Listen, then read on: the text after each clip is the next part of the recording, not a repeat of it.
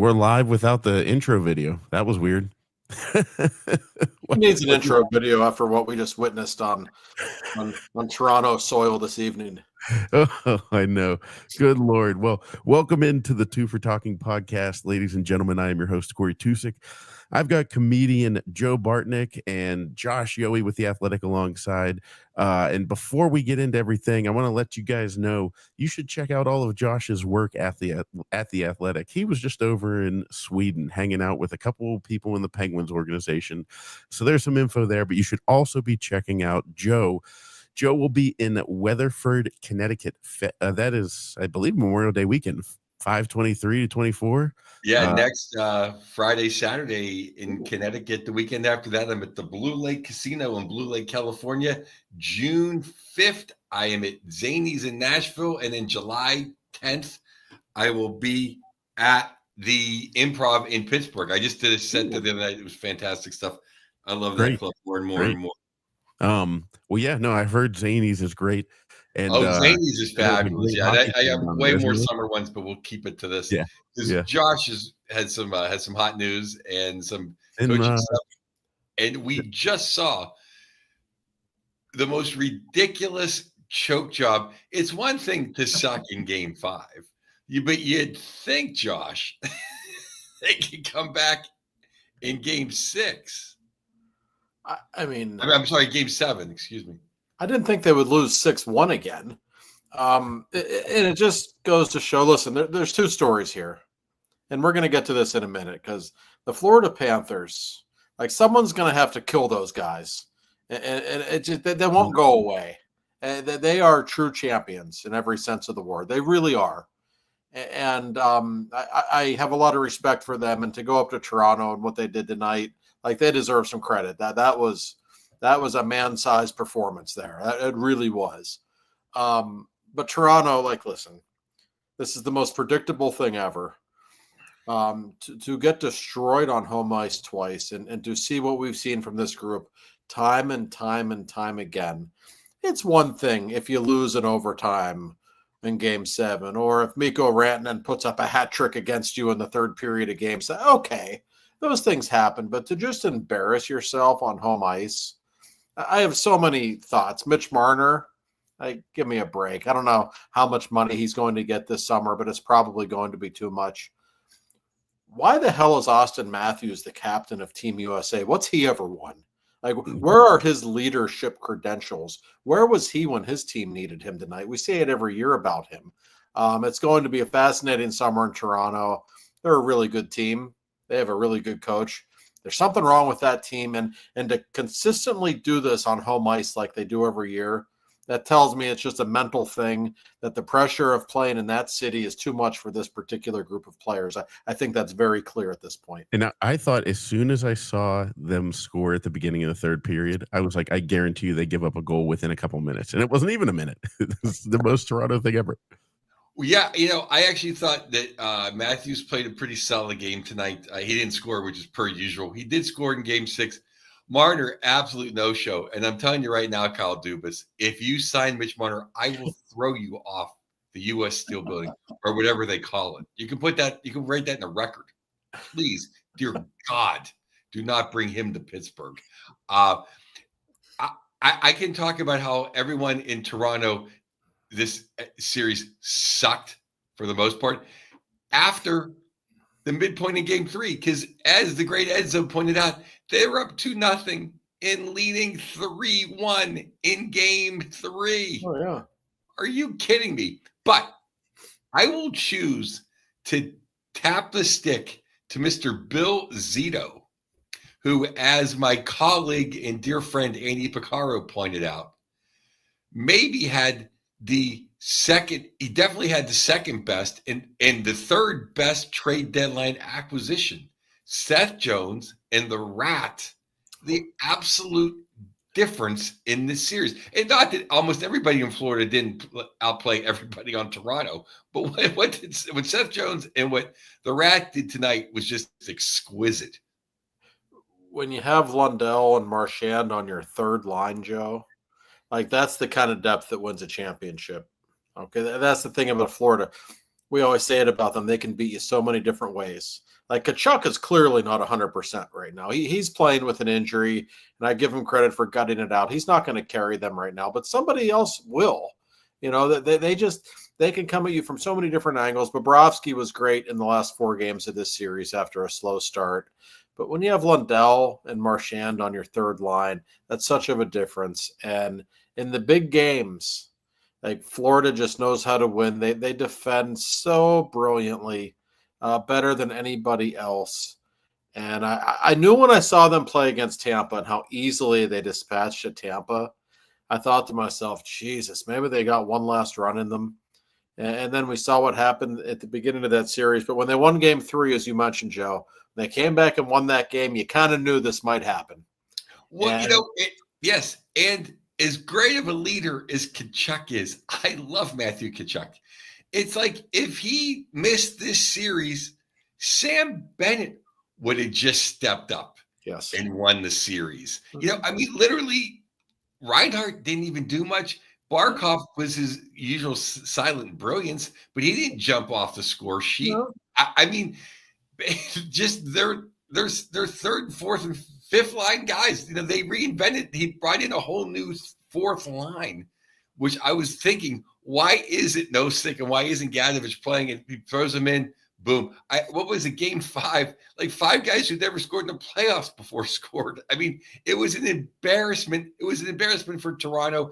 And I will say this, I don't know if things would have changed if Stolarz would have played, but Joe Woll, 2 games in a row, not up to it. And you absolutely see why Bobrovsky will be in the Hall of Fame. Oh, no doubt.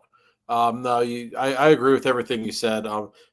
Billy Zito might be the best GM in hockey right now. And I can't think of anybody who I consider to be a better coach right now than Paul Maurice. He's always been a great coach. And sometimes the right coach just finds the right team. And they're just a perfect match. And I feel like nobody's really been talking about them this postseason, where we're distracted by Dallas and how impressive their roster is. And it is. And then McDavid and Draisaitl and what they're doing again. And Carolina, just how efficiently they've gone through the first 2 rounds. But somebody's got to kill this team. And they are just true champions in every sense of the word. They really are. They are just tough as nails mentally more than anything. They weren't rattled down 2-0. Most teams would have been done at that point, especially falling behind in game 3. They weren't rattled. They went up to Ontario and took care of business, outscoring the Leafs 12-2. So I give them so much credit, and I wouldn't be. They could win the whole thing again, and it wouldn't shock me. I just think that highly of everything about that organization, really. And then I look at the Maple Leafs, and they had a really good season. And Berube, you're not going to find a better coach than him. There's just something wrong with that team. I'm sorry. And it starts at the top. It starts with the big guys. Nylander and Tavares were okay in this postseason. Marner was really bad in the big games. And he has a history of no showing a little bit in the big games. Let's be honest. So does Matthews. I don't know what happens there this summer. I'm sure we're going to have to hear about it ad nauseum, because that's the way it goes when there's Maple Leafs news. They've got to do something different with that team, though. You can't just keep doing the same thing over and over again, because every time a big game comes, every single time. They wanted to choke away that Ottawa series when they were up 3-0. There's just something psychologically wrong with that group. I'll tell you what's the real damning thing is that I guess Marner had a no trade clause, because the real damning thing is they said, hey, we're going to send you to Carolina for Mika Rantanen. And if they ever didn't need, everybody needs Mika Rantanen. But if they needed anybody with a big pair of nuts to drag that team in a game 5 at home and a game 7 at home, it's that team. And boy, would he have looked a lot better on Austin Matthews' line than Mitch Marner, who looks like he plays like a scared Connor Sherry. Because Connor Sherry always had nuts. It would score in big games. He's like an ineffective Connor. He's like Penguins Erod. Not now that Erod's become a champion. No, I mean it's true, and and you're right, Corey. You mentioned in the third period they scored to make it 3-1. Like, okay, they got exactly what they needed. They got the goal early in the third period. Now there's life in the building. What was it, 45 seconds later? I mean, that's what great teams do, and it's also what choke artists do, right? And that's kind of what they both are. And I give the Leafs credit for what they did this regular season. They had a great regular season, but we say that every year about them. Some teams just don't have it in their DNA, and some groups don't have it to win big games, and they are polar opposites of the Florida Panthers. And that was the microcosm in the first 2 minutes of the third period. The way Florida said, "No, no, actually, we're going to score right into the game's over. You have no chance." Man, what a moment that was. Well, I thought that Florida got away with about 3 penalties that, if you're going to call penalties, they were playoff worthy. You dragged the guy down for no reason penalties in the first period. Right. If you're going to give each team a power play early, just okay. Right. But they also, that Seth Jones that was a goal. It should have been 4-0. I don't know how that clown waves that. Was he drinking when he was waiting to get in the game? I mean, the ref. That's a goal. I know how that's not. How was that not a goal, Corey? No, I agree. And you're right. That Florida did probably get away with a couple, but the Stanley Cup champion often does. Well, I'm just saying it may have helped Toronto maybe get an early power play. Maybe. I still think they would have lost. No, sure it just would have been more exciting. My mom wouldn't have fallen asleep in between the first and second period. Right. Yeah, Florida just no matter the situation, they you want to play in a shootout, you want to win a 2-1 game, you want to turn it into an alley fight. Florida will beat you in any manner, and the Leafs certainly don't have that in their repertoire. And you could just feel it early in this game, because the Leafs, listen, to go down to Lauderdale and to win Game 6, that's pretty impressive. I think most people thought the series was over after Game 5. You would think doing that would, produce some kind of momentum for Game 7, that the Leafs would come out storming. And that's what most teams would do in that situation if they had just gone down in Game 6 and won. But they get consumed clearly by things that have happened in the past. It's plain as day. It's just planted in their heads. And that's why I don't think you can keep that group together any longer. I'm not saying blow it up. I'm saying they need to make a legitimate move or two moving forward. The domination that Florida inflicted tonight on Toronto for a good 30 of the first 40 minutes was Lemieux and Stevens and Ronnie on an expansion Tampa Bay Lightning or San Jose Shark team. Oh, yeah. My mother was appalled. And she was rooting for Florida. She goes, they just, the other team can never get the puck. Yeah. Did you see that? A 3-minute shift in the third period, where it's just Toronto didn't their guys weren't even moving. Who could blame them? They were on the ice for 120 seconds. So, but it was utter domination. That's, and as good as Florida is, it shouldn't have been that easy for them in a Game 7 on the road. Not supposed to be that easy, but it obviously was in this case. And, let's bring it a little bit back home for a second here, because we get upset that if that would happen to the Penguins, it would be Letang or Gino or Sid starting to fight, but at least it would be one of those 3 guys. Now we always say, why can't the underlings do that? But nobody on Toronto does that. No, you talk about a lack of franchise pride. To just take that beating twice. I had 3 different people text me in the second period. All 3 of them said the Leafs look like they're playing a regular season game tonight. They didn't get the memo that it's Game 7 against the defending Stanley Cup champions on your home ice. It doesn't check out on one level, but then on another level, it doesn't surprise you at all, because we've seen this from this team over. It's not a coincidence anymore. It's every single year. And yet I keep going back to Florida because I still want to give them credit. They are the most macho hockey team we've seen in a long time. They are so tough And when I say tough, I don't, yeah, they'll beat you up, but they are so mentally tough. Like nothing gets to them, nothing rattles them. And I think that's a credit to their coach, but I also think it's the people they have on their team. By all accounts, Barkov is a great captain. I think Matthew Tkachuk should be the captain of Team USA. Brad Marchand's been a very I know a lot of people don't like Marchand, but his teammates always love him. I love him. That guy's a leader who shows up in big games. Like you go right down the list on that team. It actually reminds me of a story, Mike, from years ago. I was talking with Mike Sullivan. I said, Mike, I understand how easily or how you won the 2016 Cup because that team was so great. I said, how'd you do it in 2017? And when Letang was out and your team was exhausted, and he said to me, he said, I wasn't even nervous in 2016. Even when we fell down 3-2 to Tampa, I wasn't nervous because I knew we were the best team. He said, in 2017, we only won the cup because we had a lot of alpha males.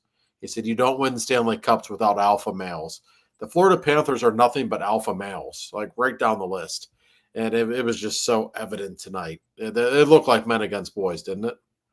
It certainly did. I always say that too. 17, there's just 5 or 6 of those guys just dragged. Oh yeah, dragged them by to the cup. You know, and it's so funny. There was a time over the weekend where where like all the goal scorers where it was cool. They were all ex-Penguins. It was like Casper the Friendly, like 4 in a row were like Casper the Friendly Ghost, Kulikov, like every and then who was the other guy? Oh, and then 2 from Granlund. Like everyone we got rid of to get. Well, and you know the great Stephen Orbaugh, who's so good at cataloging every Penguin that's ever played for them, what their jersey number was, who wore it last, and when they score, he was having a field day with that because he was like, oh, I saw him again and be like, oh, great, the Penguins ex-players are doing great. I always give credit where credit's due, but I actually didn't even use it. I just myself, I'm like, oh, that's funny.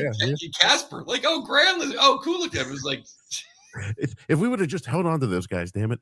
Josh, you said though with the alpha male thing, and I think that's what needs to change in Toronto, is they have great talent. They always have, great talent rolling through, but they don't really have the alpha male. They don't have the guy that's showing up. And I mean, I'm not, talking Pirates and like God knows they suck, but like somebody with like a Paul Skeens level swagger that like, doesn't care about all that because it is. I mean, if you're in Toronto, it doesn't matter if you're in Toronto in August. There's a feeling in that town that is all consuming about how the Leafs have not won the Stanley Cup. I had to get my tire changed there one time, in August, and the guy goes, the Leafs are just never going to win a Stanley Cup in my lifetime. And I was like, oh, okay. They have become what the Red Sox were before 2004. And what the Cubs were before 2016. They really have. It's the strangest fan base in sports, and it's an enormous fan base, and it's a really passionate one. It is, but like the emotional immaturity of that fan base is like nothing I've ever seen. Like the highs and lows when they were up 2-0, they were going to win the cup, and they lost game 5 at home. Fire everybody. They go down to Florida, win game 6. They're going to do it this year. I mean. I could see how it would drive you nuts playing for that team. It has to be unnerving. It is a long time. I was telling my lady friend, I'm like, they haven't won since 1967. Like, I'm 55 years old. If I was a Maple Leaf fan, I wouldn't have seen a Stanley Cup, and I've seen 5. And she goes, you love saying you've seen 5. And yes, I do. Yes, I do. Well, now, but it just as an American hockey fan, I will just say this from the bottom of my heart. Paul Maurice, please win at least 4 more games, because America cannot sit through the bullshit known as regular season rod. That's the worst case scenario, is them making it not just for fans but for the league. That would be the worst. They play such a terrible brand of hockey, and I love Jordan Staal and everything he did for the Penguins. But I mean, like he's not your premier guy, but like when he's your captain and like the guy, I mean, it's just, come on, he's a shutdown center, Right. No, I mean, from a league standpoint, Carolina would not be good. Let's be honest; it's one of the smallest fan bases in the league for one thing, and they're horrible to watch. Like they're very good, but nobody tunes in to watch that team play. And I know they don't like hearing that. They get a chip on their shoulder, as they should. I understand why they do, but my God, it is painful. And yeah, I mean, from the league standpoint, you'd take Florida Edmonton a rematch of what was a great Stanley Cup final, or Florida Dallas was probably the two best teams on paper, I would say, top to bottom. You'd be okay with that. If Carolina's involved, oh my God, I can't imagine anybody in New York would be too thrilled with that news. I'm not thrilled, and I love hockey. That's just terrible. I mean, at least we got rid of Winnipeg, because to me, it felt more and more like Winnipeg was Carolina West, except Freddie Anderson has a little bit more. He can possibly win an away game, which is a joke. And you talk about Sullivan. You don't. I mean, please, dear God, it better be Ottinger. Or Trump better just deport the Hallerback, because I mean that's just a crime. Oh no, Hellebuck. I mean, yeah, it's gotten to the point now. It's every postseason with this guy, and remember, he was even worse in the first round, and he got bailed out by his team scoring a goal with 1 second left in the third period of Game 7. And 2 goals with the goalie pulled. Otherwise, it'd be an even bigger story about Hellebuck. But Ottinger, who I've always liked, he absolutely needs to be Team USA's goaltender. I don't think there's any doubt about that at this point. Yeah, it's very clear. And that Dallas team, I'll tell you what, I just said about Florida how hard it's going to be to beat them 4-7. Well, I would say the same about Dallas. We've been saying it for a while. It's the best roster in hockey, probably. It's just the most talent, top to bottom, I would say. There are no weaknesses on that team. They are scary good. They are my preseason pick. They were your preseason pick. I'm still going to ride them, and you look top to bottom, the talent there is incredible. Some of the guys, they're scratching now. It's ridiculous. But I will say this. I never thought that Jesus and company was going to walk right through Vegas. And I can say Vegas looked uninspired. I can say looked old. I can say I don't know what's wrong with Stone didn't play. I can say Jack Eichel was off his game. I can say Aiden Hill didn't bathe himself in glory. But the bottom line is absolutely Jesus's underlings, his apostles, went in there and did the job. Because they didn't even need Jesus and Leon to really be Jesus and Leon. All of the other guys, the Perry, the Evander Kane, the Frederick, the Henrique, the defense played well. Leonard Skinner came through. When he looked done, it looked like Calvin Pickard was going to ruin it. Pickard got knocked out, and all of a sudden Skinner comes in and looks like Grant Fuhrer. I like Dallas, but I don't know. I don't know what to think about that series out west, Josh. Whoever it is going to be an incredibly tough test for Florida. Yeah, I saw in Vegas that Edmonton's actually favored in the Western Conference Final, which surprised me a little bit. Like in my mind, I still think of Dallas as being the better team. But that was the scary thing about the Vegas series. See, Vegas probably does as good a job as any team at slowing McDavid and Draisaitl down. Like, I don't think those two guys really like playing against Vegas. They're just so good defensively, so big. There's a hard team to play against. But it was the depth for Edmonton, that very depth that we often make fun of because it's not really all that well of a constructed team, I don't think. And it's been an issue all season. Those are the guys that won that series. And it's not a good matchup for Edmonton, and yet they win it in 5. And Vegas, Vegas never looked right against Minnesota. I don't know what happened with that team in the last month. They certainly were one of the more disappointing teams in the playoffs, I think, given the talent that they have. But Edmonton not only wins convincingly, but after a really tough first-round test against the Kings, they get a few days off now. And that is no small thing this time of year to get 4 or 5 days off, whatever it's going to be. So they will be pretty well rested when they go into game 1 against the Stars. And my God, what a series that's going to be. You're right about Vegas never looking right, because we were kind of giving all the credit to Minnesota. Like, whoa, whoever thought Minnesota could take them to 7? Right. But maybe it was just like Vegas just didn't quite have it this year. They looked like a team that was fading. They look slow to me. Mm-hmm. Yeah, they really did. Yeah. But then you looked at Winnipeg, and is it really that Halleback isn't in La La Land when he's at home, or is it the last change that important? Or because Arneal was such a great coach, but how can it look so good at home and so bad on the road? Because you look at the roster, and to me, it's like Carolina. It's like a bunch of some pretty good second lines, except for Cal Connor. Right. It seems like Dallas should have dispatched them easier. Yeah, I think that series went about as long as it could have. It was pretty obvious watching them who the better team was, especially the games in Dallas. And there was certainly some compelling drama. Mark Scheifele, what he did last night, not only to play in that game, but to score a goal like he did.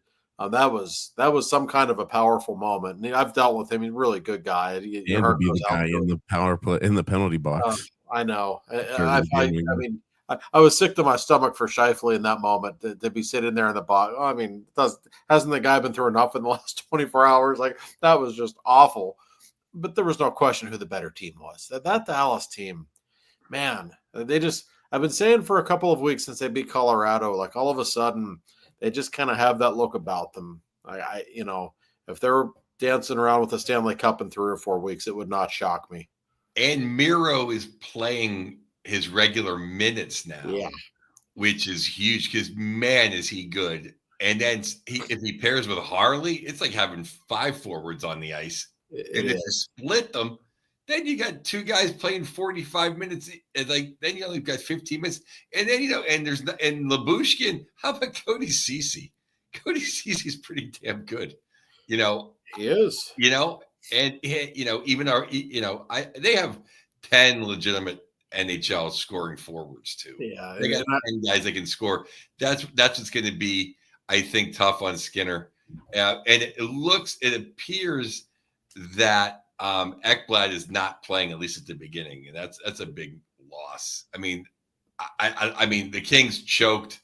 I don't know about Vegas, but they're going to need Ekblad if they're going to beat Dallas. Yeah, well, and Miro being back for Dallas. Man, and listen, nobody's going to shut down McDavid, including him. But the thing about Miro, when he's on the ice for Dallas and when he's playing well, they just always have the puck. And that's the best way to beat McDavid and Draisaitl. Make them play defense, make them work in that zone where they don't want to. And that's what Miro does. He's one of the best players in the league. Nobody talks about him. I don't know that there's a more complete defenseman in hockey than him. No. If he's healthy and if he can be himself, that might well be the difference in this series. It's a huge deal that he's back. He has a lot of Cale Makar in him. He's a lot of one-man breakout. Yep. Oh, yeah. No, he does. And you need that against Edmonton, too. Oh, yes. And the game's at a different speed against them. Like, Edmonton's different than every other team. And you need your defensemen to be able to do things like that against them, to throw them off. And I think the world of Miro, and I think Dallas is a really, really hard team to beat right now. And the Edmonton Oilers are not known for defensive coverage. No, they're not. And getting back. No. So talking about someone who can jump into the play and take an odd man rush, is Miro. And I thought Sagan was I thought Sagan looked really good in that series too. He did. Oh, he can still play. I mean, he's not one of the names that pop up when you're talking about Dallas. Obviously, what Mikko has done this postseason is incredible. But don't forget about guys like Tyler Sagan. I mean, man, he still is going to score big goals. He is still a presence in the offensive zone. That's the thing. You go through all their stars and then say, oh, yeah, they have Tyler Sagan and Jamie Benn. Like, they have all these other guys who can, still hurt you at any time. They're the deepest team in hockey. There's no one else quite like them. And the other thing is their coach will be 9-0 in game sevens. But I think the genius move of playing, I'm really usually against 11-7. But okay, you want to play Leola, we know how many minutes Mira's going to take, but Mira ends up taking like 30 minutes a game. Right. But the brilliance is then you just double shift Rantanen. So he's either playing with the Sheriff, Wyatt Johnson, and Robertson, or he's playing with Granlund and Rupe Hentz. You literally have 2 number 1 lines. No, that's what I mean. He played more than any defenseman in that game the other night. Right. And for a team listen, to the final 4 teams left, Edmonton's by far the worst defensively. I mean, by far. It's not even close. Right. Just strikes me as a very problematic matchup for the Oilers. I think they only win this series if McDavid just goes crazy, and he may. I mean, listen, I'm not putting that past him, but he'd probably have to have the series of his life to beat them. That's how good I think this Dallas team is. I think that I've been counting out the Oilers. I picked against them both times so far. I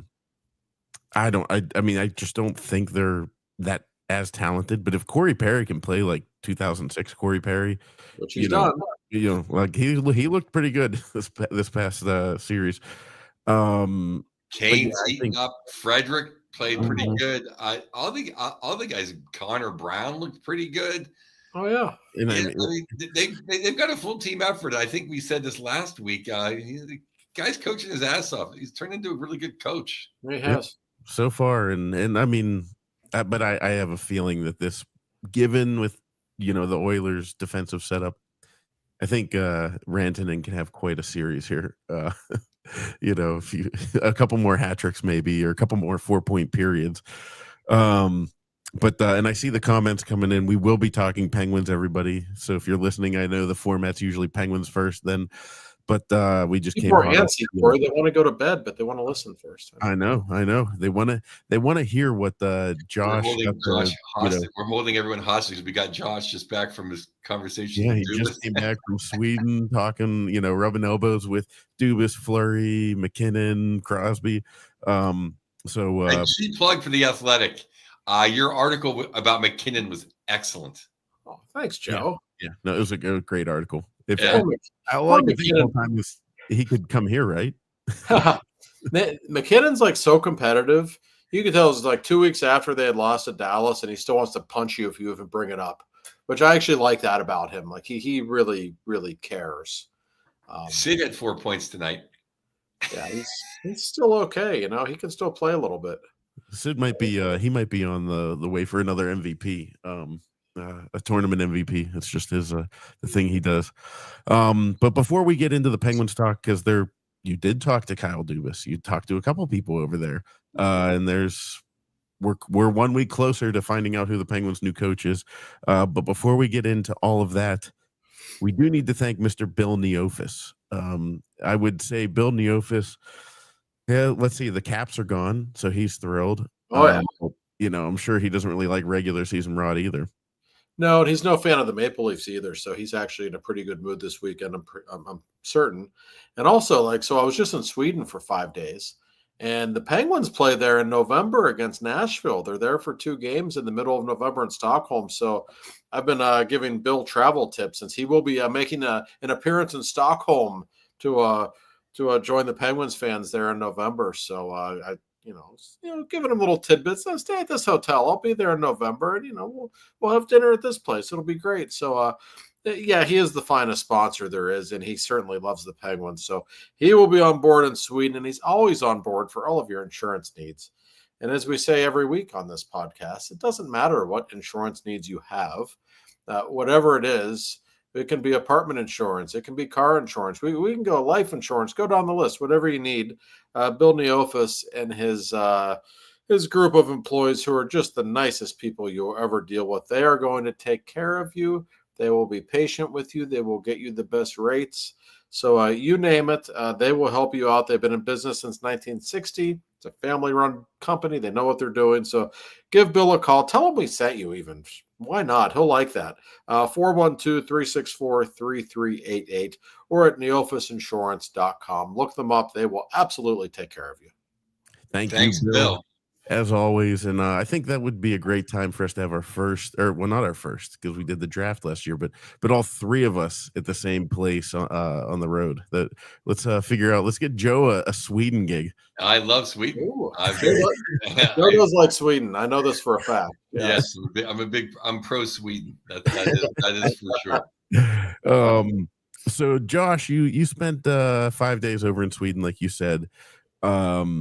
And the Penguins are in the midst of a coaching search. If you have not gone to The Athletic and checked out his work, a great article with Sid talking about how he doesn't want to play manager. And I kind of want to start there before we get into what Dubas had to say. Sure. Did you get the vibe from Sid that, he's kind of okay with whoever? Because I know a lot of the Penguin fans are really worried, like we're concerned, make sure it's somebody that Sid likes. Sid likes Sully. We want to make sure he would like Tocchet. We can't get Tocchet now. Do you think Sid is kind of in the zone of like, hey, whoever's going to help us win? I do. And I had a long chat with the captain a couple of days about this. And I said, well, are you going to have any influence in this decision, Sid? He said, no.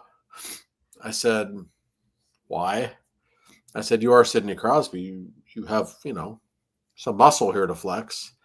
And he looked at me and he said, I really don't care who our next coach is. And he didn't mean literally that he doesn't care.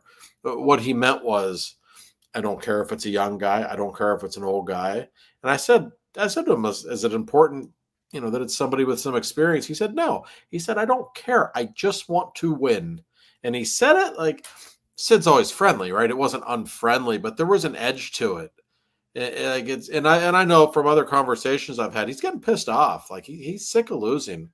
Like I know for a fact he looks at the Capitals and what they did this year, and he said, "Why the hell can't that be us? Like what are we doing here?" And I said that every week on this show. Yeah, he's getting frustrated. Like he's getting tired of losing. That's not in his DNA to not be in the playoffs 3 years in a row. So I wouldn't say he's ornery or even edgy. Those words might be too strong, but he's ready for something good to happen, right? He wants to get behind whoever the new coach is. I believe him. I don't think he's having any influence in this at all. This is Kyle Dubas' show, 100%. And Sid will tell you that. He doesn't want anything to do with it. He just wants to know who his coach is and wants to proceed accordingly. But he's sick of losing. It's completely obvious. That's why he's playing at the World Championships. Like he just wants to go win something and be on the winning side because he hasn't done it in a while. He's going and playing the third graders. Yeah, it's like whenever you go on the video game and bump it down to rookie level, just to like, you know what, I'm gonna get my ass kicked a little bit. Yeah, he's playing kickball against the kindergarten class, and he's enjoying it. I think. Yeah. Now. You have your list, but someone I was thinking about, which I would, obviously we didn't get the guy who I think we all wanted, and now to quote Paulie, sorry Rick, now I turn my back on you. Yeah, it's a really hard thing to see somebody you like that behind the bench of the Flyers. Bad Sully, but this one hurts even more. But I would like it. And then in Q is in SoCal. How about Andrew Burnett? It's an interesting name. I thought he did well in Florida, and he's a pro coach. Like I've said here in the last month, I want a guy who's used to kids, and I want a guy that can look across the glass and see Tocchet and see Sullivan and every other alpha male.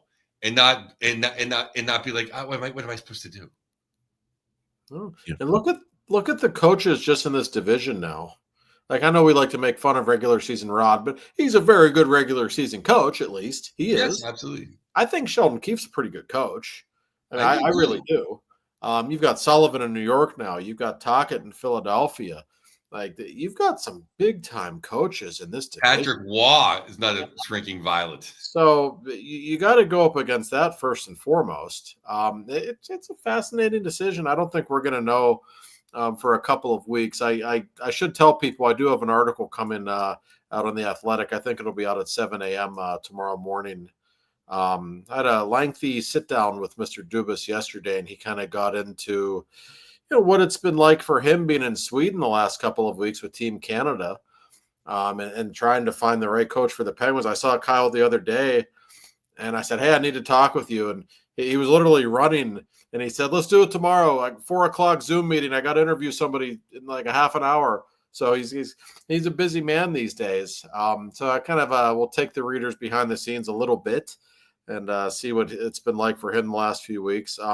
But one name that has surfaced, and I know for a fact is somebody that the Penguins are very interested in, is Mitch Love, who is an assistant coach with the Washington Capitals. Very successful coach in the minor league level for a few years. He's been with Washington, and we all know what the Capitals have done in the last couple of years. He's 40 years old, so he's a young guy, does have some coaching experience. I can tell you for a fact, I know Kyle likes him. I know the organization is intrigued by him. He's a tough guy.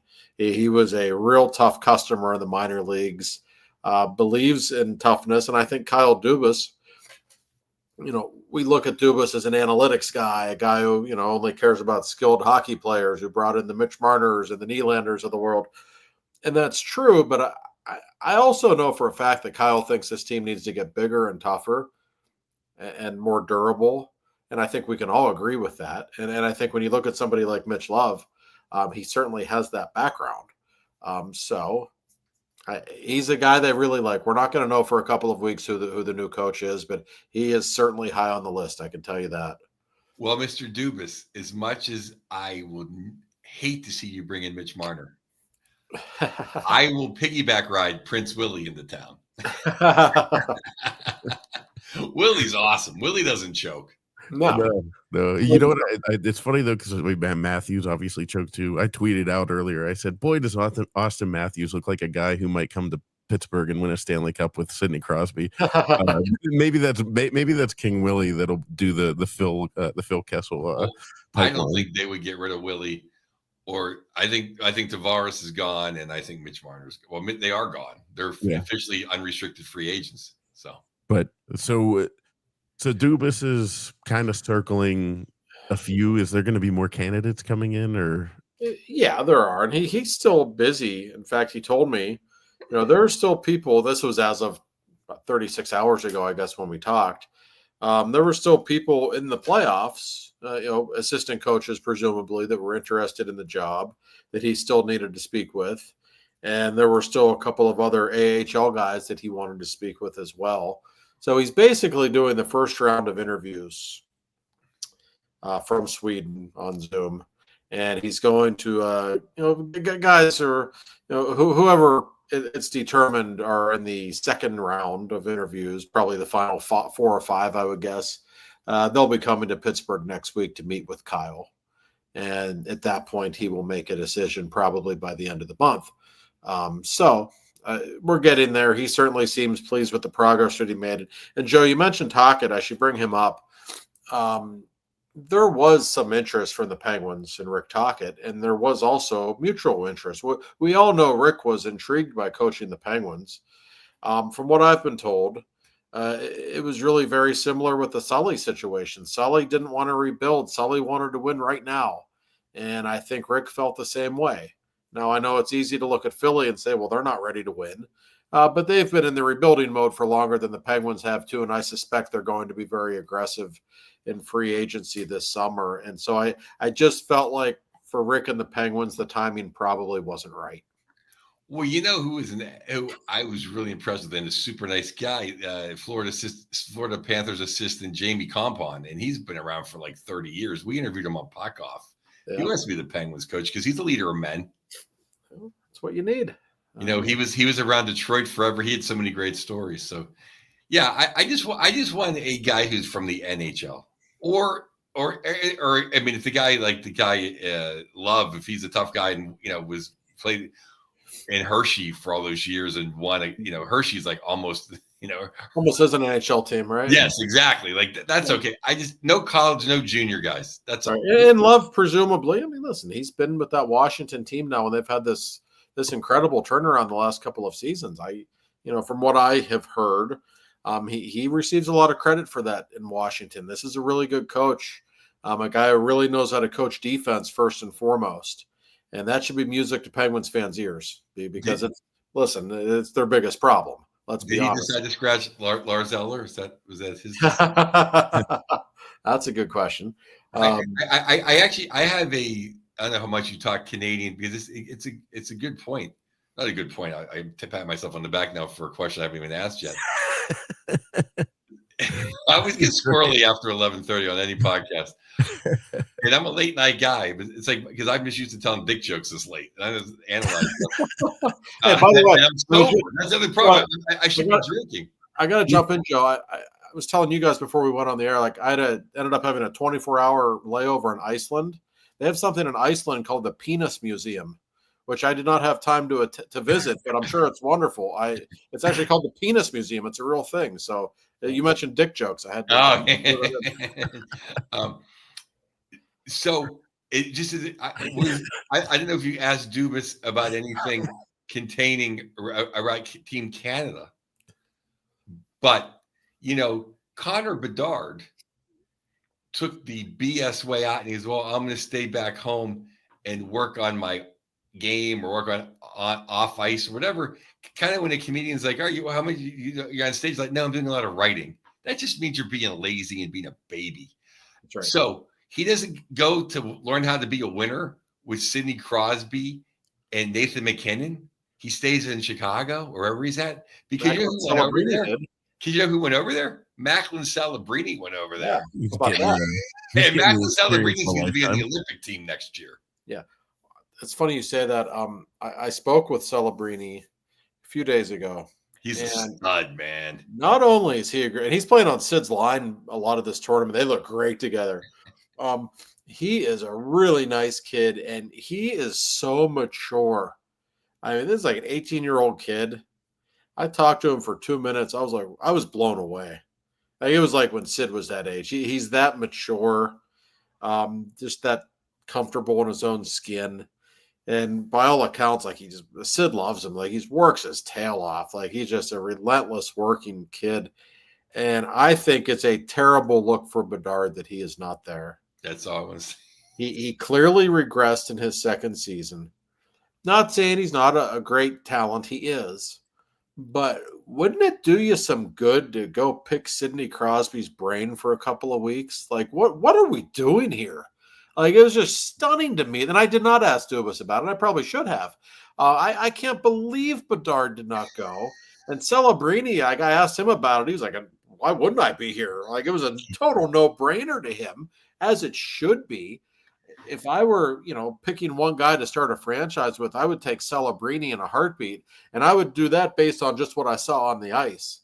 But after talking with him for 5 minutes and seeing some of the immaturity that I think we've seen from Bedard, especially in the last year, it's a no-brainer. It's literally like, hey, Chappelle and Burr want to take you on the road. No, I'm going to stay home and do some open mics, really work on my act. Right. Yeah. I mean, it's just at least like make up an injury or something, there's something to be said for that. But I mean, you got 37-year-old Sidney Crosby there. You got Nathan McKinnon, who's depressed after, losing in the first round. He shows up and he's leading the tournament in goals. Like if those guys are going to go, like you're 19, 20 years old, what are you doing? You have something better to do in May? Like, I don't think so.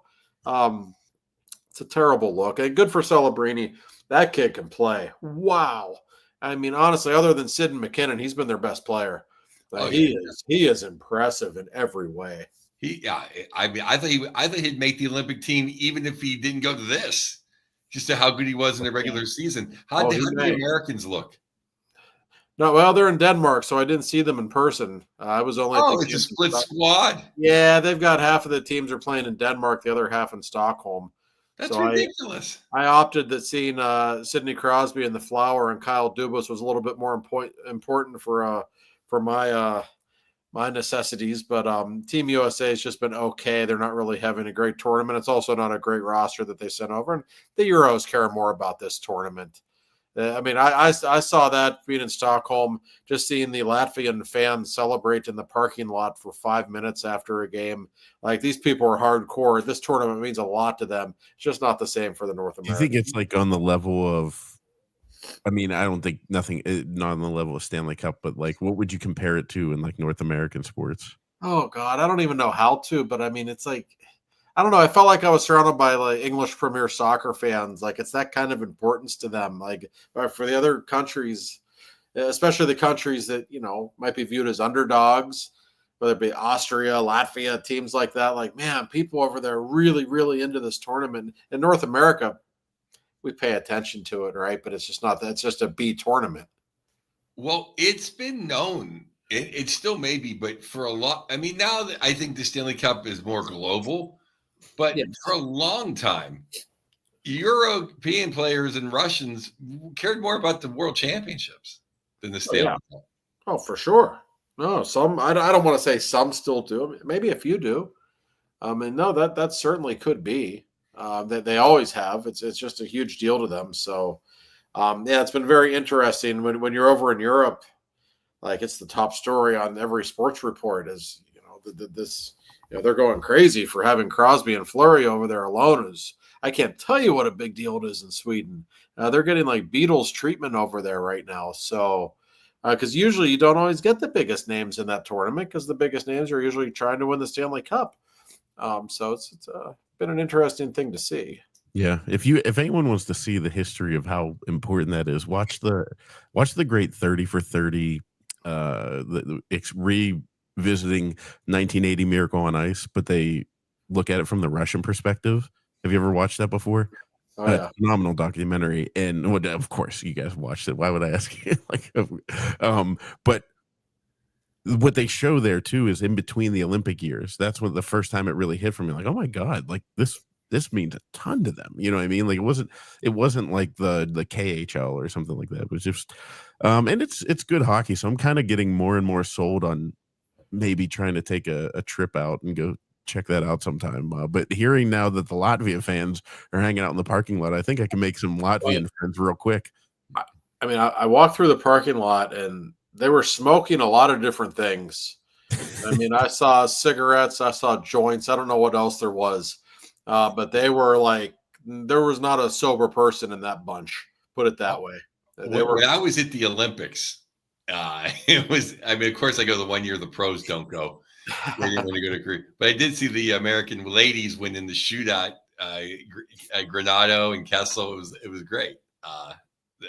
But it was kind of like winning the JV championship. But Right.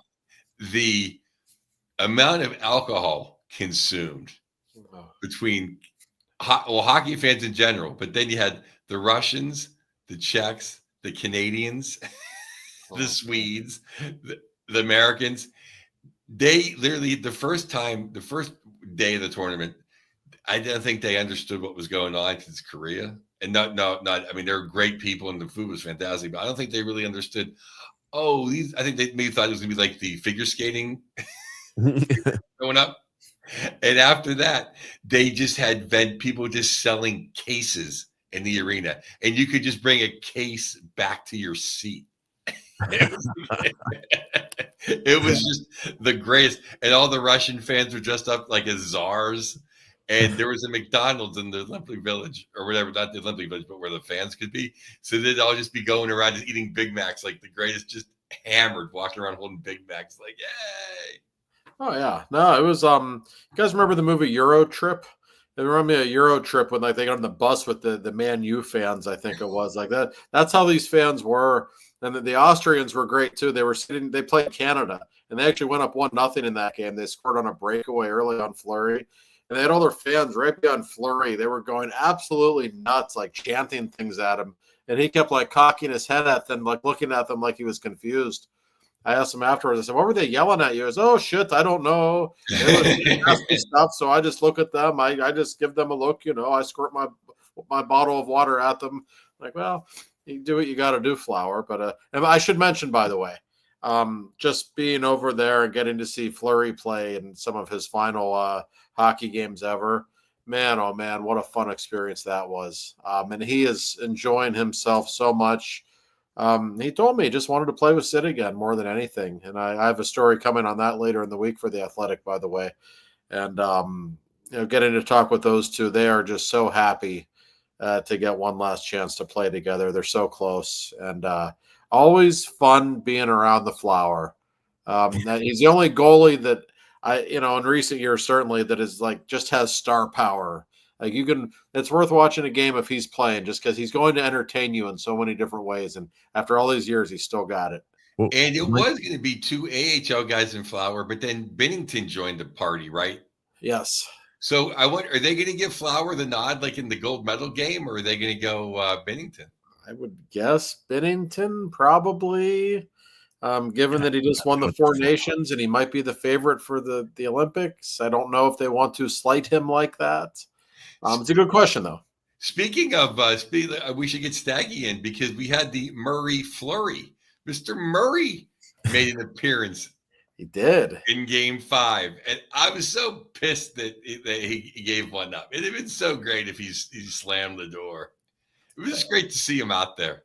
It is. Listen, with what he's been through with the hip surgeries and everything, I don't know what the future is for him at the NHL level, but he's got a lot of tenacity. There is not a worse injury for a goaltender than a hip injury. And he had a pretty good season. They brought him up. And he beat out what's his name, the Hilderbeest, to be in the 3-hole. He did. There's been so much bad goaltending. You can't tell me a guy that has 2 Stanley Cups on his resume can't take Casey the Smith spot somewhere. Yeah, he's got to be a backup if he. And what was the injury again? So it was hip injury, but Josh, you talked about it a handful of months ago with him, and it was bothering him like way beyond. You talked to him one time, and he said, "Oh yeah, it was a problem for a while." Both of his hips. I think Murray's had surgery on both hips now.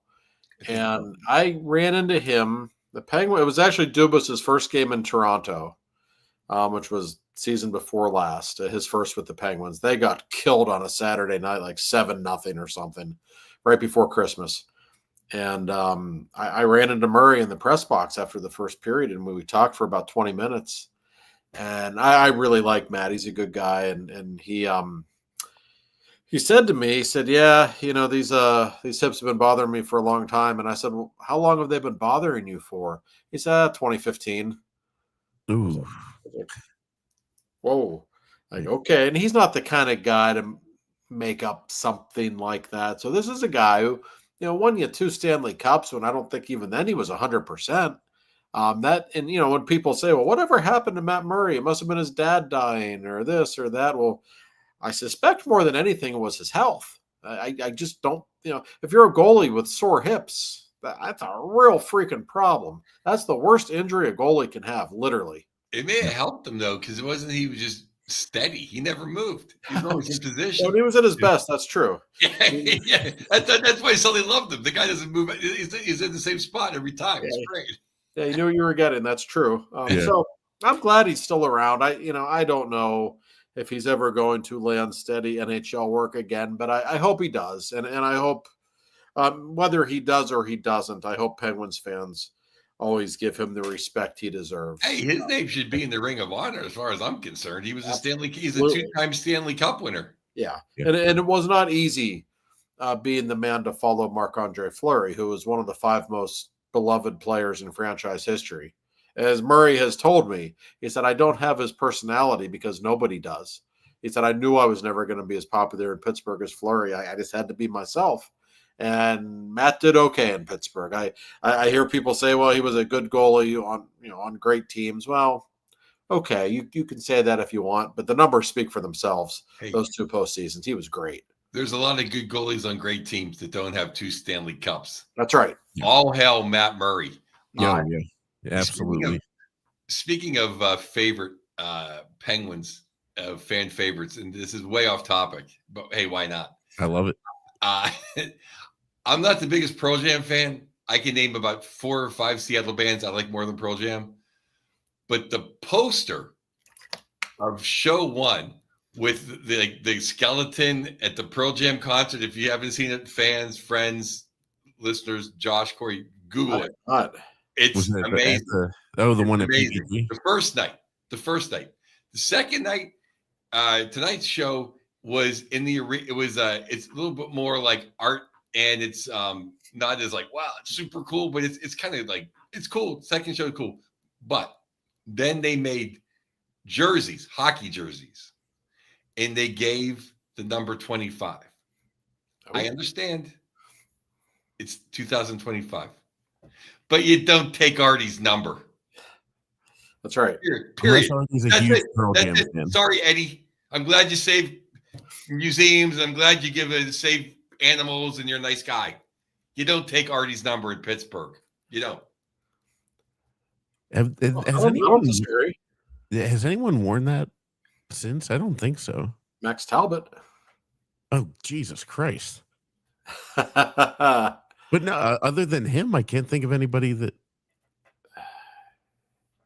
I hate to say it, but I think the big dog Eric Tangradi did he wear 25? I think he was 26. Oh, he was 26. That's right. I think you're right. He wouldn't remember you saying Max Talbot. Jesus Christ.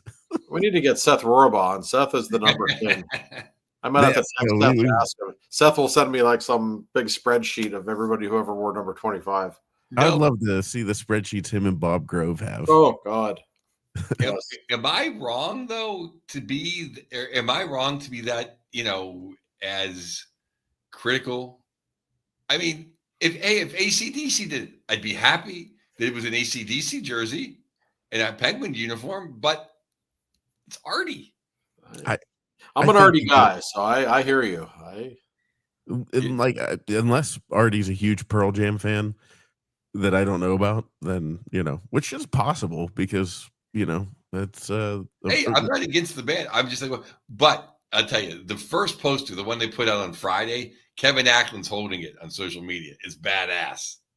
I wish I liked girls. I might even get it. I might even get that just because I love the poster so much, or the T-shirt of it. Badass. Yeah, no, I is it the one with the? I'm like Googling it as we're talking. Is it the one with the skeleton in the skating?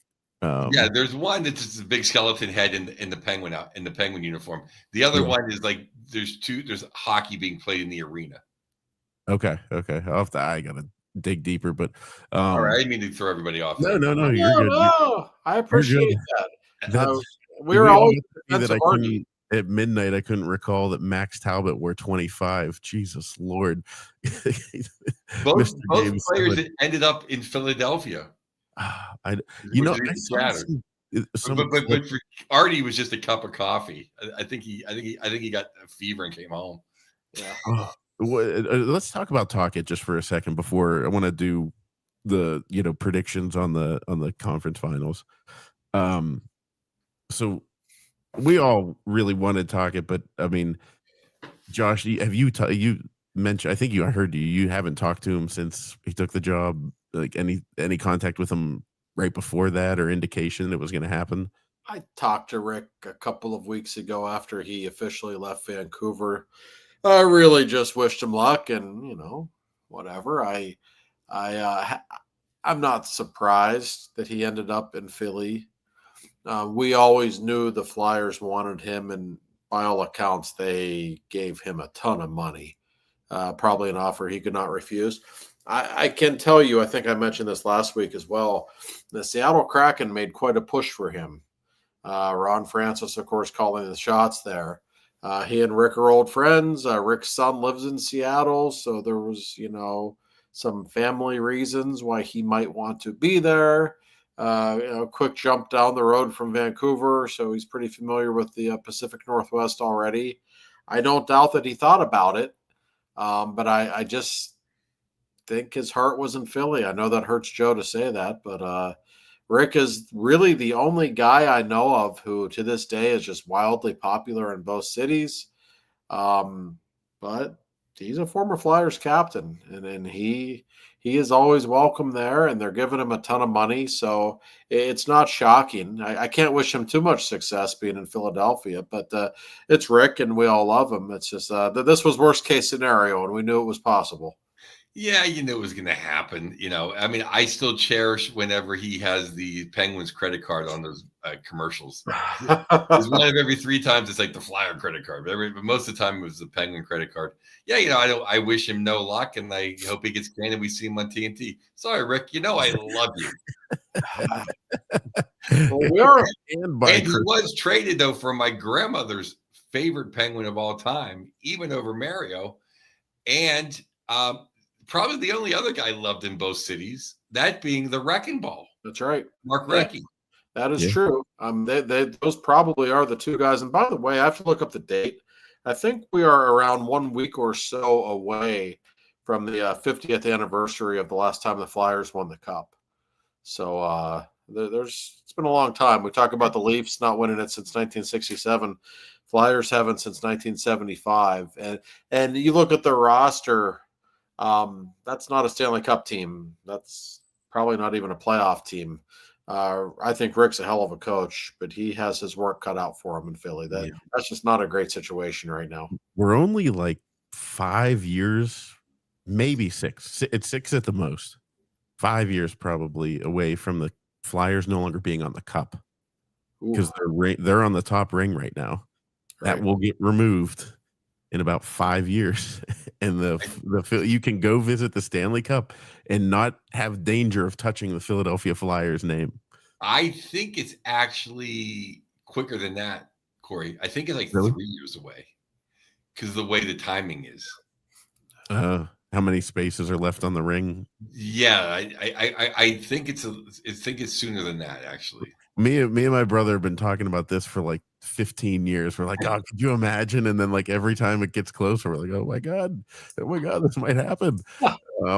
So I want to go to the Hockey Hall of Fame and see the Stanley Cup and try to find the Flyers on it. I mean, we could probably do a week's worth of content just based on that. But yeah, it's really hard to see Tocchet go and like talking about Murray replacing Fleury. Mark Recchi was so beloved by Penguins fans. He was one of our own. The Wrecking Ball. He played with so much energy. So many people loved him.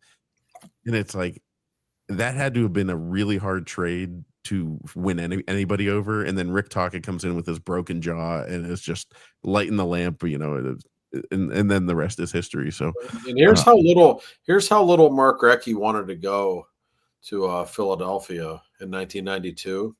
Flyers didn't even make the playoffs in 92 after that trade. Penguins, of course, went on to win the Cup again. Phil Bourque actually told me this story that during the spring of 92, when the Penguins were in their second straight Cup run, Mark Recchi was still coming to games in Pittsburgh and sitting like in the friends and family section at the Igloo that spring. So those were like still his guys, and he still wanted to be there to support them, even though he was an employee of the Philadelphia Flyers at that point. I'm surprised Bobby Clark didn't poison his lunch. I would imagine Bobby didn't know about it, or maybe he was too busy trying to get guys with concussions to go out and play. So yeah. Well, before we go, let's see if we have any Stone Cold lead pipe hardcore locks. Ooh. I got to go back and look and see how we did in the second round. But the first round we were 50-50. We got the Stars and the Jets. That's starting Wednesday. Stars, obviously. Stars and Oilers. Yeah. What did I say? Jets. Jesus, it's after midnight. So, Stars versus Oilers starting on Wednesday. I got the date right. I could see this. I could see the Oilers winning in 7. I could see Dallas winning in 7. I could see Dallas winning in 5. Just curious what you guys think. Yeah, I mean, listen. You bet against McDavid at your own peril, because he again is doing special things this postseason. I just think Dallas is better. So I will pick Dallas in 6. I just think top to bottom they are the better team. I just think Edmonton is still so flawed in some ways, and I think that will come back to bite them ultimately. But I can't wait to watch this series. This is going to be great hockey. Yes, this is the series of the two that I really want to see. I'm going to say Dallas in 7. I don't see Skinner holding up for 7 games, and I guess Picard is out. It's going to be a hell of a series, though. Edmonton's not like anyone else. I mean, it's just difficult to predict anytime they're involved because they got the two best players in the league right now, and And that, Pete that makes DeBoer. them a wild card. Yeah, Pete DeBoer's going to be 10-0 in Game 7s. might be. But Maurice, I believe, is 5-0. So Yeah, he's never lost either. How about that? Yeah. And I'm not doing this to be a contrarian, I swear. The thing that scared me the most in the second round for the Oilers is somebody who would probably prefer them out of all the maybe the Canes. I wouldn't want to see it win it, but I don't know. Them having like you said, Jesus having his apostles starting to perform. That's a huge problem if that continues. I don't know. I said on my skate today, I said, well, Dallas is going to have their come to Jesus moment now Wednesday night. People tweeting the other day, we could have 3 or 4 Canadian teams in the conference final. Now all of a sudden there's only one left, and it's the Oilers. So with that being said, I'm going to go with Dallas in 6 because I just think Dallas is that good. You almost had the Leafs, though, Corey. I was thinking about it. You had to be happy when you're up 2-0 and then 3-1 in the Game 3. My FanDuel, it was like, go ahead, cash out. We'll give you 2/3 of your winnings. And I was like, no, I'm holding on to this. Oh, you didn't take the cash out, huh? No, I did not take the cash out. But I was thinking about you, Corey, in Game 3. I said, God damn, Corey, Corey's showing off now, picking the Leafs. It's the Leafs' time. No, it's not. Well, It was such a sensible thing to say because that's always the second. You were so dead on. Yes. That just goes to prove how great a team the Florida Panthers are. They're badass. People always crap out in the second round on their third go round, and they somehow hung on. I'm not hung on. Jesus, they drove the Zamboni through the through the doors. Yeah, I thought I was riding high there with that Maple Leafs pick. The good news was I bet the house on Dallas on their series. I was just like, the numbers, they weren't favored. They were favored, so they weren't giving you huge numbers, but it wasn't like it was something like minus 130 to take Dallas, and I was like, yeah, I'm gonna push some chips into the middle of the table there on that one. When they survived Colorado, you kind of thought, boy, it might be their year. It would not shock you. Yeah. So we all have Dallas across the board. Now out east, we've got the Florida Panthers and the Carolina Hurricanes. There's what we want to happen, and there's what we think will happen. I'll just throw this out there to you guys because we've talked regular season Rod to death, but can he kind of put this team into a meat grinder that maybe they finally like putter out and lose it? Well, listen, they've been very good through 2 rounds.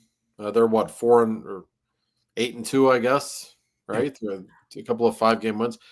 They're impressive. They've been rested, and they're a lot more rested, I should say, than the Panthers, and that is a big deal.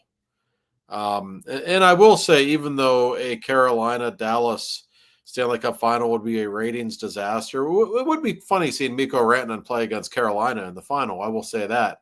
With all that said, I will not pick against the Florida Panthers. I just think they're better.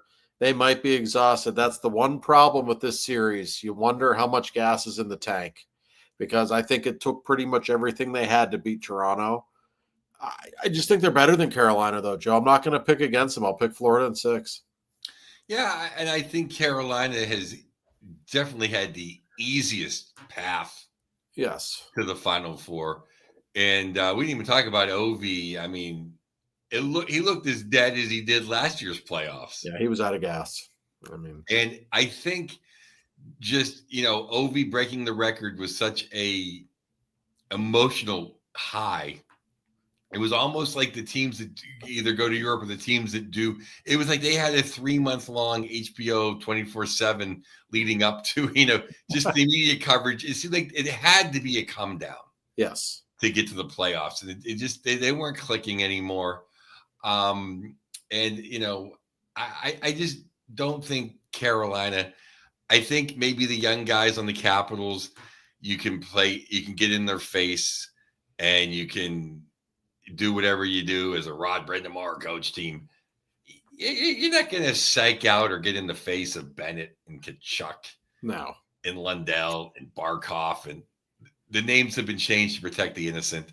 Rod Brindamore, you're not scaring Maurice, and they'll just run over Anderson and take on that Russian guy if Anderson has 2 good games. That's right. I don't see Carolina barely scored on Washington. They're not gonna. Bobo's playing excellent. I got Florida in 5. Ooh, and that's the biggest deal maybe for Florida that nobody's talking about. Bobrovsky wasn't great in the first round. He wasn't good at all in the first couple of games against Toronto. He's found his game. And when he's locked in, good luck beating them. It's almost impossible. I mean, Toronto has 5 or 6, 7. You can't. They have I'd say they have 7 legitimate goal scorers. Oh yeah. What's Carolina have 4? Maybe. I mean, yeah, producing offense will be a problem for them in this series. I do believe that. Now, this time I will be the contrarian and not, play the game. I'm picking the Canes in 6. I'll just throw that out there to start. The reason behind it is not because Florida is the better team, clearly, but I think for an exhausted team, and that's what you're kind of fearing if you're Florida, is how tired your team is going to be going for this the 3rd time. It's not the intimidation factor with Carolina. It's not like they can, because they're not going to intimidate them. It's going through that meat grinder, having to fight for every inch of ice, against a team like that. And I'm not saying they're the Devils of the 90s, but teams got exhausted by those types of teams. If you have to fight for every inch just to get out of your zone, it could become frustrating. So I'm saying Canes in 6, not because they're better, just because if Florida is going to give out because of running out of gas, it would be this series. If they make it to the final, then all bets are off, and we'll see what happens. No, that's fair. If Florida loses this series, I think it will be because they didn't put away Toronto in 6, and they had to go back to Toronto and then play again 48 hours later in game 1. That's a tough turnaround. There's no break at all for a team that probably could have used it, even though they did get a rest after the Tampa series. So they may have hurt themselves there for sure. And Carolina's obviously playing well. And they're a pain in the ass to play against. Nobody really enjoys playing against Carolina. God knows nobody likes watching them play hockey. We all know that. It's going to be really low-scoring hockey, if I had to guess. That's how Carolina plays. Florida's very comfortable in that kind of a game. I don't see a lot of goals being scored in this series. I see a lot of overtime games, close hockey games. But when it comes down to crunch time, I just side with Florida. I would not want to play them in an overtime or in a close game. They're just wired to You're win. almost talking me out of my pick of Canes and 6. Oh, no, don't do that. And I will tell you this: if it goes to 7, then it's Florida. They have to win in 6. Well, I think Josh makes an excellent point, though. It's they're, the Devils had so many defensemen injured and no Jack Hughes. Yep. Capitals, their defense is okay. It's not a great defense, and young guys. Florida's going to be able to get the puck out against that forecheck. Maurice is an excellent coach. They're not going to be able to do to Florida what they've done to. They're not going to smother the Florida Ekblad, Seth Jones. Those guys, they're not. I mean, they're just made differently. Yes. So that's what I would go heavy on Florida. I just don't see. I think Florida's in that collision course. I think they've gotten this far now. And by the way, I have to say, I would love to see a Florida-Dallas series. I just think that would be 2 heavyweights going. That would be big boy hockey. Oh man! But it would be entertaining too. That's kind of the series I would love to see. I think that would be compelling stuff. Right, because but just to get back to the Carolina, they love winning these. They love what happened a lot. They're close games. Devils made a mistake. Close game. Capitals made a mistake. Florida lives for that stuff. Florida, like, yeah, Wang, I can be nothing to the third. We don't care. That's right. You're gonna make the mistake, Carolina. Yeah. No, Florida's the most mentally tough team in the league. They absolutely are. Now all of a sudden you're talking me into going against my pick, but now I'm thinking, is this going to be the 09 Hurricanes that just get swept in the conference final and the doormat on the way to the Stanley Cup? I would love to see the Stars. I really would. But how about Jesus coming back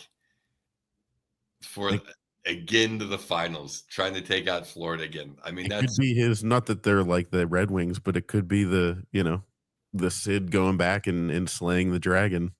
Could be, and I wouldn't mind seeing that series again either. That would be really compelling theater, in my opinion.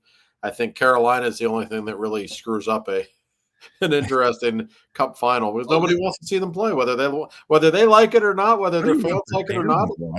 Hey, they completely do, because I mean, every other series had juice. Yes, yeah. I couldn't wait to watch these last 3 nights of hockey. Yeah.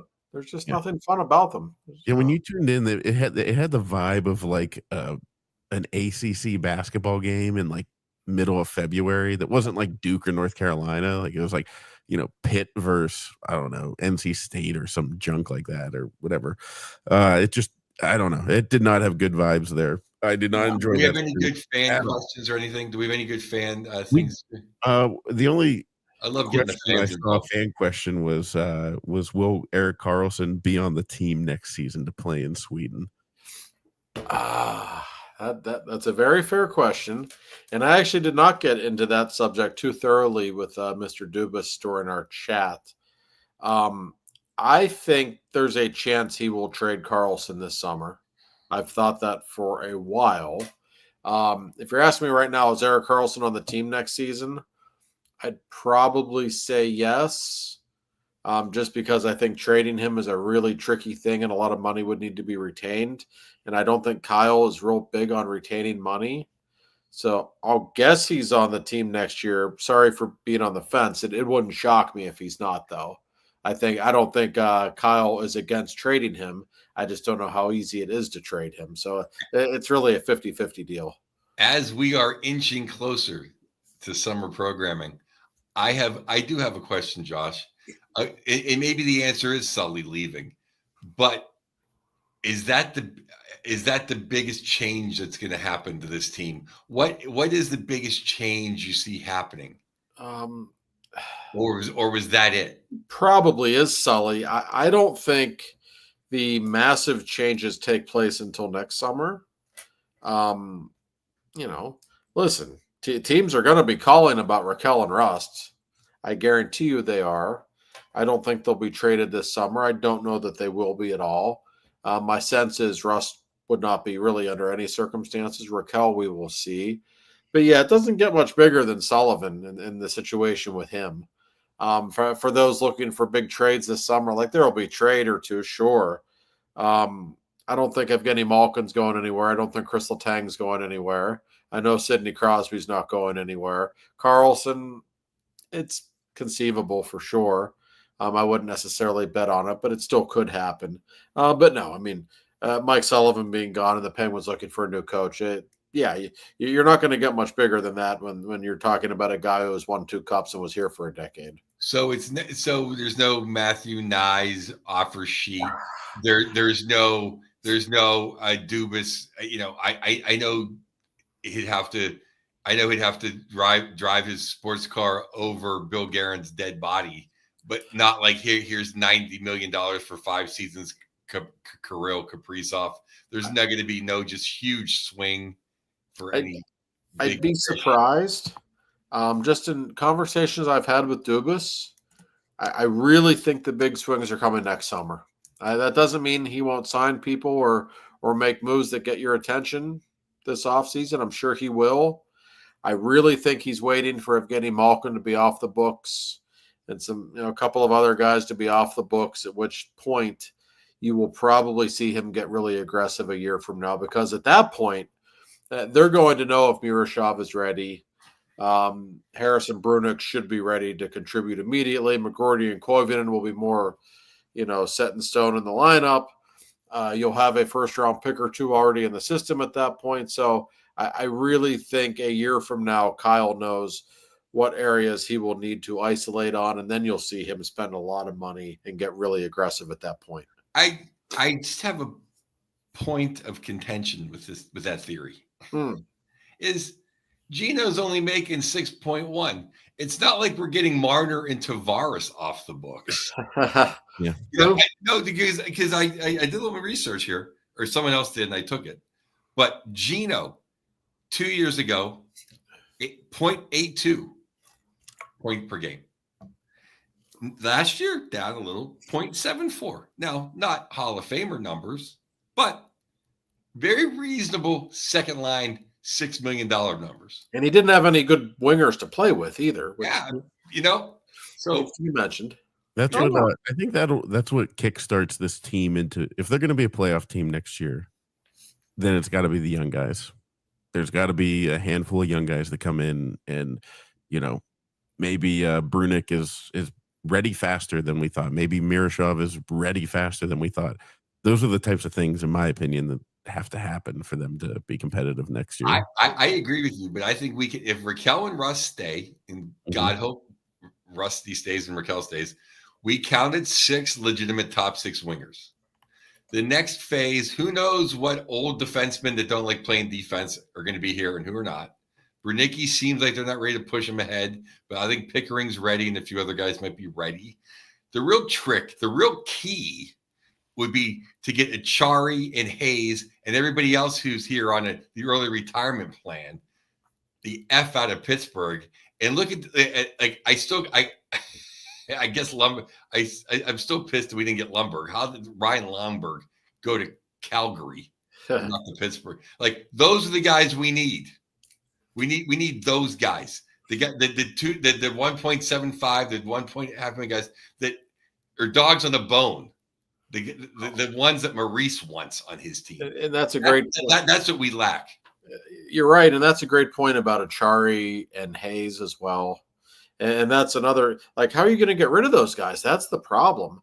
And if you can't get rid of those guys, and I keep going back to the summer of 26, it's not just Malkin off the books. It's those two off the books. All of a sudden, that's $12 million extra money to play with. And there are a couple of other guys that come off the books at that point as well. You could argue that the biggest thing Kyle can do this summer is getting rid of a couple of big contracts. It won't be easy. No. You know what? How nice of a condo you can get on your salary in Wilkes-Barre. Yeah, that's what you do. I'm sorry. That's what you do. I mean, Robidas Island.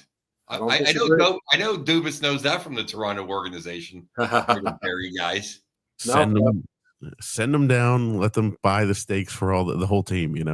They can buy every dinner down there. It's going to be a lot cheaper than just feeding themselves up in the big city. I really would love to see him luck out in the LTIR lottery, and not from Sidney Crosby. Anybody with the big guys, but there's a select few if they could. Here's the thing, though, Corey. It's not that Achari and Hayes break the bank. It's just that they're in the way of somebody who gives a damn. Yep. Yeah. They're just horrible. You could not give a damn, but still not be as bad as they are. So you add it all up. It's. In Sully, I love you, but Achari, blocking shots is not a skill. Anyone can stand in the way and get hit by a puck. That's not a reason to get a sweater every night because you're dumb enough to get hit by a puck. And those two guys will be even slower next year, and it's. And that's my point. That's why my little silver lining of losing Sully is that he really valued that. Some of that dumb stuff over just getting a young guy in there. So, boy, we're actually not going to be really that starving for summer programming. Maybe in August, we'll start to run out a little bit, but good Lord. Yeah, the next few weeks are going to be really interesting. This team has given you, Josh, it's made your summer work pretty easy for you. You've got plenty of articles. I mean, so the draft is only 5 or 6 weeks away. And I know how excited people get for the draft. The Penguins are going to have at least one high pick, maybe two. And that's also when all the trades roll in, and then free agency day a few days later. No, that's like a very important part of the season for hockey fans. I know how it is. So the articles will be aplenty. We might even do an extra podcast or two coming up when we get to around the draft and free agency. In fact, I'm sure we will. So yes, there's, like I always say about the Penguins, they're not always good, but they're never boring. And so there's always all kinds of stuff to write. You know, I just thought about what we should do is during free agency, you know, how like we did during the trade deadline, like doing it live as it goes through. And then Josh, you'd have to take a phone call and come back. Joe, I'll prepare out a legit like interview of like stand-up comedy background stuff. Because I feel like that'd be fun to get into like a little bit. Like we could talk about things that we see coming up, but like I could throw in a question of like, what was the best open mic you ever did or something like that. Oh my God. These Penguin fans just want to hear about the Penguins, Corey. They don't give a damn about my fledgling comedy career. You say that, but they show up to your shows with their Penguin jersey on, so I don't think they care about. I know. I believe. Well, you know what? I'll answer any question as long as it's not.